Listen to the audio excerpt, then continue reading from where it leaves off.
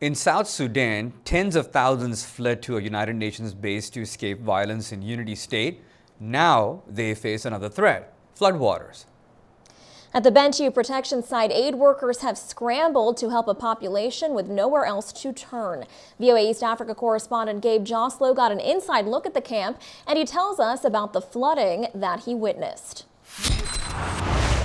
A soggy marshland.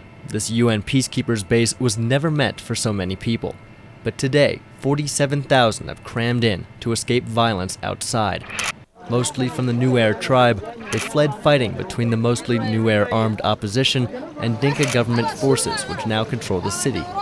Many are still too afraid to leave. At least here, there are markets and a sense of community.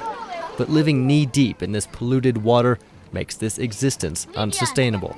Gabe, I want to talk first about the flooding at this camp for the displaced. I mean, it was pretty remarkable seeing your images. It looks very devastating. Describe for us the scene. You were in the floodwaters knee-deep.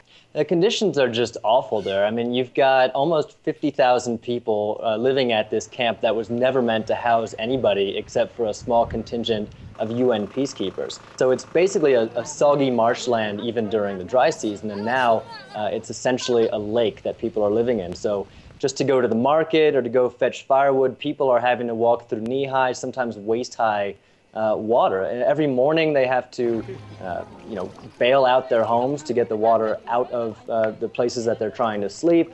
It's just a constant battle. And, to call it water is actually kind of generous because it's overwhelmed all the latrines, so it's really a mixture of human waste and pollution and just some really nasty stuff.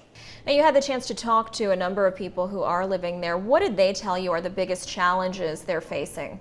I mean, it's essentially just trying to survive in these awful conditions.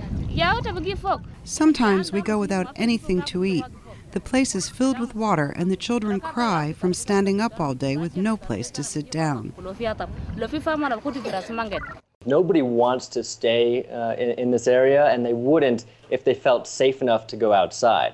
So I think more than anything, people want to be able to return to their homes like in Bentiu town, but that was an area that was hotly contested between the South Sudanese government and rebel armed opposition forces. And until they feel like there's some kind of lasting peace, they're not really comfortable going anywhere. So they're going to brave these really terrible conditions instead of risking their lives outside. So Gabe, what's being done then to get these people out of these conditions? Well, all of the aid agencies that are working there in Bentiu, which had been focused on longer projects such as health and education, they've all switched their focus and are really just trying to do one thing, which is drain the camps. So they are running pumps every day. Right now they've got very small capacity pumps, but they're waiting for some larger equipment. And they're just hoping that once they clear out the water, they might be able to improve conditions a bit for the people living there. Right, and let's talk more about the root of these displacements. Why is it that so many people have been forced from their homes? Well, the fighting began last December, and it was a political dispute between the president and his former deputy. Now, over 10,000 people have been killed, so it's really just a nasty, nasty conflict. And unfortunately, there isn't really a lot of hope or a lot of positive signs that it's going to end soon.